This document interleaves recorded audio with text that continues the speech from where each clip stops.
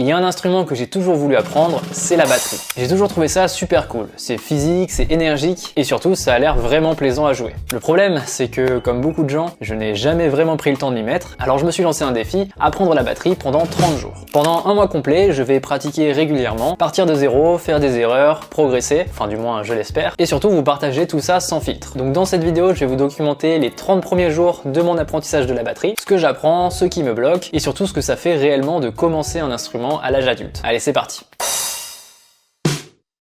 30 jours de batterie, début du challenge, c'est parti. Premier jour de ce challenge, je commence le défi en me familiarisant avec l'instrument et avec le son de chaque partie de la batterie. Et rien que ça, déjà, ça me plaît. Dès le premier jour, j'ai un objectif clair en tête. Jouer un rythme simple avec le charlet et la caisse claire. C'est l'objectif de cette séance et je pensais l'atteindre assez vite. Mais force est de constater que mon cerveau n'a pas l'air du même avis puisque je m'en mêle souvent les bras. Au bout de quelques minutes, je finis par y arriver. Et je m'essaie à présent à rajouter la grosse caisse. C'est fou parce que j'ai beau très bien comprendre le rythme que j'essaie de faire là tout de suite, je peux même le chanter.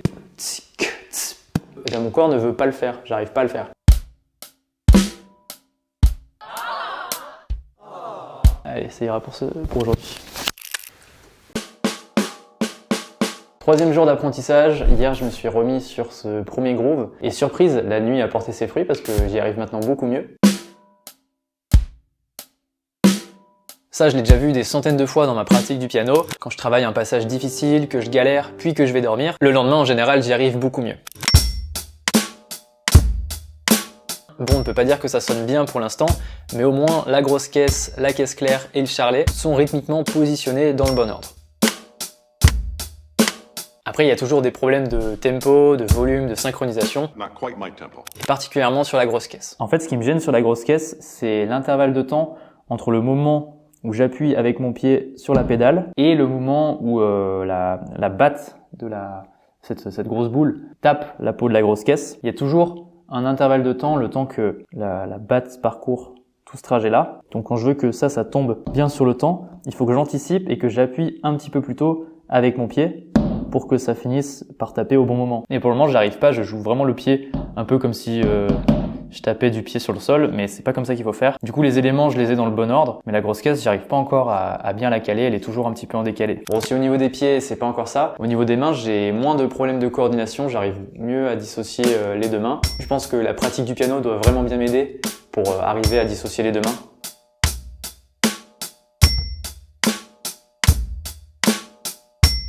Les jours s'enchaînent et plus le temps passe, plus j'arrive à mettre en place ce premier groove.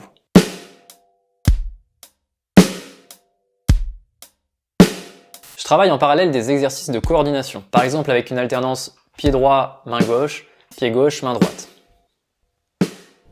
Jour 5. Je bosse avec le métronome car j'ai souvent tendance à accélérer et en musique il faut pratiquer lentement pour bien décomposer le mouvement et laisser du temps au cerveau pour assimiler le travail. Donc je me force, même si c'est un peu frustrant. Au fur et à mesure des jours, je commence à varier les différents patterns rythmiques et à changer les placements de caisse claire et de grosse caisse. Ce qui me demande beaucoup de concentration et je crois que ça se voit. Bon, du coup, j'essaie de varier les rythmes, même si pour le moment ça reste très rock binaire. J'essaie quand même de rajouter des syncopes sur la caisse claire et j'ai essayé de rajouter des coups sur la cymbale crash. Et c'est vraiment cool parce que j'ai l'impression qu'on est passé de quelque chose qui était rythmiquement clair dans ma tête mais impossible pour mon corps à jouer à des rythmes que mon corps a complètement intégrés et que j'arrive à peu près à jouer par mémoire musculaire et pas avec énormément de réflexion. Ça commence à être un peu plus naturel. Donc je sens que ça commence à être mon corps qui joue et pas seulement ma tête et ça c'est vraiment cool. Alors maintenant que je commençais à avoir un coup de grosse caisse pas trop mauvais, je me suis rendu compte d'une erreur que je faisais depuis le tout début au niveau de mon pied. En gros, depuis le début, j'ai tendance à plaquer la batte contre la peau de la grosse caisse et à jamais la relever. Alors que les batteurs, j'ai vu que quand ils mettaient un coup, la batte touchait la peau et se redécollait tout de suite. C'est pas trop grave comme erreur, mais quand plus tard, je voudrais jouer plus rapidement, bah en fait, si je laisse la batte coller, ça va me bloquer. Et d'ailleurs, c'est déjà le cas quand je joue deux coups l'un juste après l'autre, bah en fait je suis bloqué, j'arrive pas à le faire assez rapidement. Donc je pense qu'il faut que je corrige ce défaut. Du coup, j'essaie d'isoler juste ce mouvement pour le faire correctement. J'essaie d'être vraiment conscient de mon mouvement, d'être à l'écoute de ce que je joue et de chercher à améliorer mon geste à chaque fois.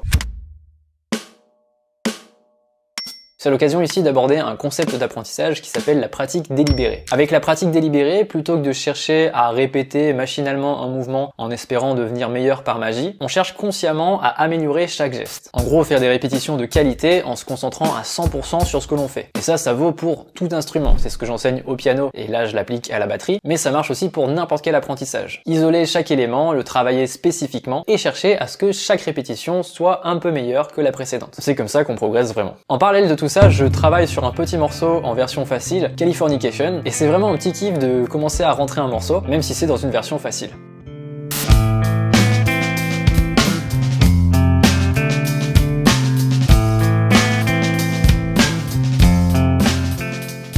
On est au 9e jour d'apprentissage et je commence vraiment à prendre beaucoup de plaisir.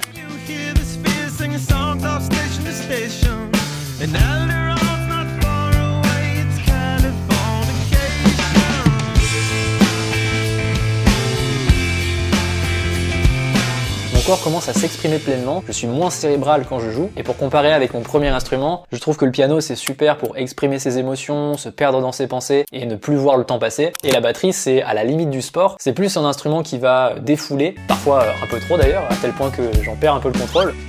En tout cas, je trouve que batterie et piano sont deux instruments super complémentaires d'un point de vue musical. Le piano c'est incroyable pour apprendre l'harmonie sous toutes ses formes, et la batterie c'est parfait pour le rythme. Et c'est aussi ce que je viens chercher en apprenant ce nouvel instrument, élargir ma palette de compétences musicales et affiner encore un peu plus mon sens du rythme. Jour 10, je pratique toujours mes petits fondamentaux. Je m'aperçois que la main gauche est un peu à la traîne, ce qui est normal je pense, car je suis droitier. En fait, la main gauche, j'ai plus de mal à la faire rebondir sur la grosse caisse. Vous voyez à droite, c'est fluide. C'est la baguette qui remonte d'elle-même. Et à la main gauche, je force un peu trop sur le poignet. J'arrive moins à la faire rebondir. Ça me semble moins naturel. Du coup, je continue mes exercices pratiques, c'est un peu comme les gammes au piano, et ici j'essaie de gommer les différences entre la main droite et la main gauche, en quelque sorte que ma main gauche imite ma main droite. Bon, on est à la moitié de ce défi, et je me disais qu'à ce stade, ça pourrait être intéressant de vous partager une séance complète de pratique que je fais à la batterie. Ça vous sera utile si vous cherchez à apprendre la batterie, évidemment, mais ce sera aussi utile si vous voulez apprendre n'importe quel instrument. C'est avec cette logique que j'enseigne le piano sur cette chaîne et dans mes cours, et que j'applique ici à la batterie. Donc quand je fais une séance structurée, je la fais généralement en 3 temps. Un premier temps où je vais m'échauffer et travailler des fondamentaux, c'est l'équivalent de gamme ou d'exercice d'échauffement au piano. Ici, tout ce que je travaille à la main droite, je le travaille aussi à la main gauche. Par exemple, quand je commence une phrase d'un exercice avec la main droite, je vais faire la même chose avec la main gauche. Le but, c'est de vraiment travailler ses défauts et de ne pas jouer toujours les mêmes choses avec lesquelles on est déjà à l'aise, parce que c'est pas ça qui fait progresser. Ensuite, dans un deuxième temps, je joue des grooves et des phrases musicales que j'essaie de maîtriser. Par exemple, là, j'essaie de jouer des rythmes avec différents placements de grosses caisses et de caisses claires. Je commence à placer ces éléments sur des contretemps, ce qui sonne un peu plus funk d'un coup. Je travaille des fills au bout de certaines mesures, donc ce sont des sortes de petits breaks. Et idéalement, je le fais un maximum avec le métronome. C'est encore plus vrai pour la batterie, qui est l'instrument rythmique par excellence, et le rythme doit être encore plus impeccable. Et quand j'ai du mal avec l'un de ces rythmes, je le décompose hyper lentement.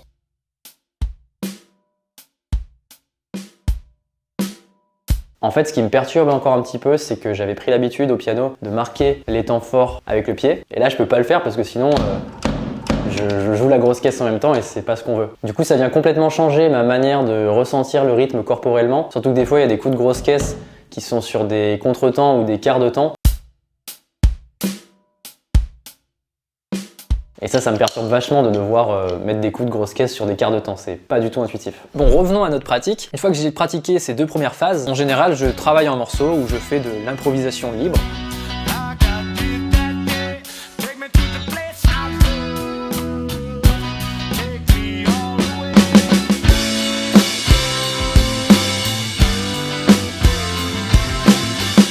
C'est la partie la plus fun, même si apprendre un morceau en soi, c'est souvent un prétexte pour travailler de la technique. L'idée dans l'apprentissage d'un instrument, c'est d'avoir toujours le bon équilibre entre de la pratique et du jeu, car la pratique donne des compétences et le jeu transforme ces compétences en musique. Au bout de 20 jours de pratique, j'ai l'impression de commencer à avoir une version complète d'un niveau débutant à la batterie. Je joue différents grooves et fills avec plus de justesse. Je commence à utiliser d'autres parties de la batterie.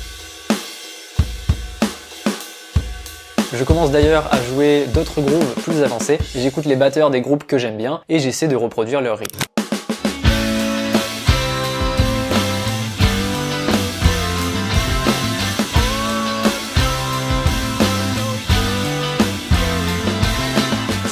difficile d'être régulier sur l'entièreté du morceau. Il y a parfois quelques déchets, mais petit à petit je fais moins d'erreurs.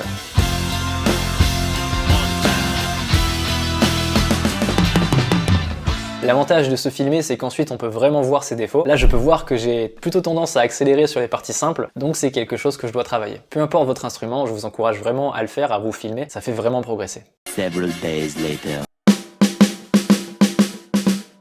Au 25e jour de ce défi, je commence à travailler des grooves plus avancés. Avec des rythmiques hip-hop, funk, jazz, complètement syncopés et impliquant de nouvelles techniques de jeu. En parlant de nouvelles techniques, j'essaie de plus en plus d'ouvrir le charlet.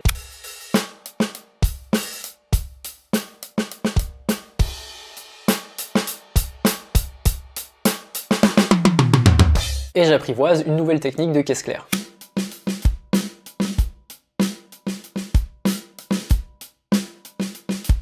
Je travaille donc cette nouvelle technique pour l'inclure à mon jeu, ce qui me permet de rejouer Californication dans une version plus avancée.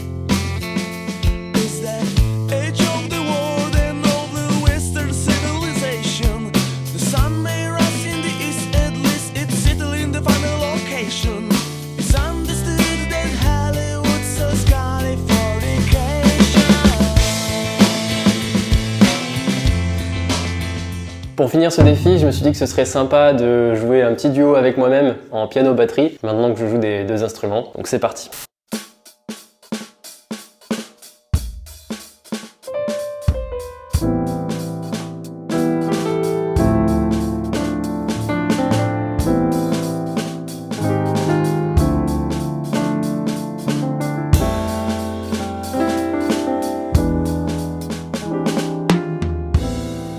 Bon ça y est, on arrive au bout de ce défi, 30 jours de batterie terminés, mais ce n'est que le début d'un apprentissage pour moi et j'ai encore plein de choses à travailler. Notamment je pense qu'il faut que je travaille plus sur la technique du charlet ouvert, que je sois un peu plus précis sur mes grooves, j'ai tendance souvent à vouloir accélérer, et que je travaille aussi les coups de grosse caisse qui sont doublés, les coups de grosse caisse un petit peu rapides. S'il y a des batteurs qui regardent cette vidéo, dites-moi en commentaire si vous avez des pistes d'amélioration pour moi, des choses que vous voyez que je pourrais pratiquer, je prendrai vos retours avec grand plaisir. Sur ce, merci d'avoir suivi cette vidéo qui sort un petit peu de ce que j'ai l'habitude de faire, et j'espère que vous avez pris autant de plaisir à la regarder. On se retrouve très bientôt pour des vidéos de piano cette fois-ci. À bientôt, à la prochaine.